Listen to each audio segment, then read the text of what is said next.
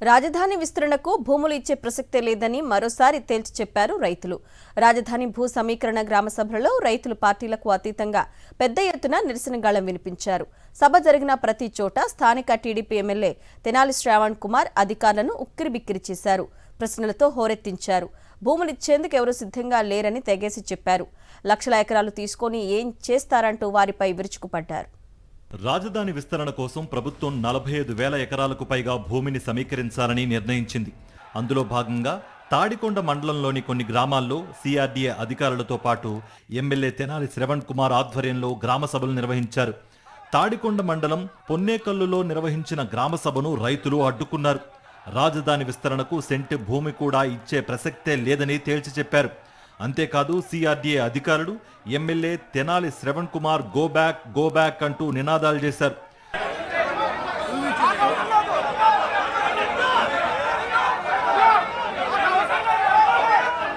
రాజధాని పేరుతో భూములు తీసుకున్న రైతులకు ఏం న్యాయం చేశారని అధికారుల్ని ఎమ్మెల్యేని నిలదీశారు.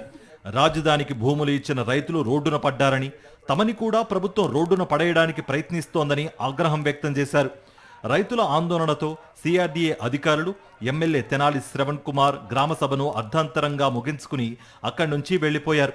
రాజధాని కోసం భూములు అడగటానికైతే ఎవరూ తమ గ్రామానికి రావనక్కర్లేదని రైతులు తేల్చి చెప్పేశారు. తాడికొండ మండలం పొన్నికల్లు గ్రామంలో జరిగినటువంటి గ్రామ సభని పొన్నికల్లు గ్రామ ప్రజలందరూ రైతులందరూ కూడా ముక్తకంఠంతో గ్రామ సభ జరగకుండా అడ్డుకున్నారు. దీనికి కారణం రైతుల యొక్క ఆవేదన, వాళ్ళ యొక్క ఆలోచనలు, గతంలో జరిగిన అనుభవాలను దృష్టిలో పెట్టుకొని ఈరోజు ఈ గ్రామ సభని బహిష్కరించమని అధికారుల్ని గోబ్యాక్ అనే నినాదాలతో వెనక్కి పంపించడం జరిగింది. భూసేకరణ అని ఒకటి చెప్పి రైతుల్ని గందరగోళంలో నెట్టేసి రైతులకు ఏం చేయాలో అర్థం కాని పరిస్థితుల్లోకి తీసుకొచ్చారు. గతంలో 33,000 ఎకరాలు ఇచ్చిన రైతులకు న్యాయం చేయలేదు గాని ఇప్పుడు ప్రైవేట్ కంపెనీలకు తమ భూములు దారాదత్తం చేసి తమను రోడ్డున పడేసేందుకు వచ్చారా అని నిలదీశారు.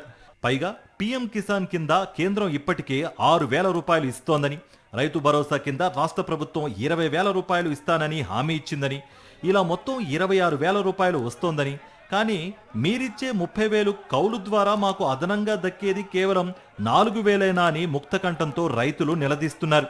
ఇదే గవర్నమెంట్ 33,000 ఎకరం ఇచ్చాము. ఇంతవరకు అయితే డెవలప్మెంట్ కొద్ది గొప్ప ఇంకా పెండింగ్ అంతే ఉందన్నమాట. ఇప్పుడు మళ్ళీ 44,000 ఎకరం అంటే ఆ 33,000 ఎకరం క్లారిటీ రావాలి. అదొకటి. పార్లమెంట్ మన రాజధాని ఆమోదమే కావాలి. ఎలా లెక్కిస్తారు? రోడ్డు మీద పడాలి జనాలు. రైతుల ఆందోళనతో సిఆర్డీఏ అధికారులు ఎమ్మెల్యే తెనాలి శ్రవణ్ కుమార్ గ్రామ సభను అర్ధాంతరంగా ముగించుకుని అక్కడి నుంచి జారుకున్నారు. పాన్నేకల్లు సభలో ఎమ్మెల్యే శ్రవణ్ కుమార్, ఆర్డీఓ శ్రీనివాసరావు తదితర అధికారులను రైతులు తరిమి కొట్టి సభ జరగకుండా అడ్డుకున్నారు.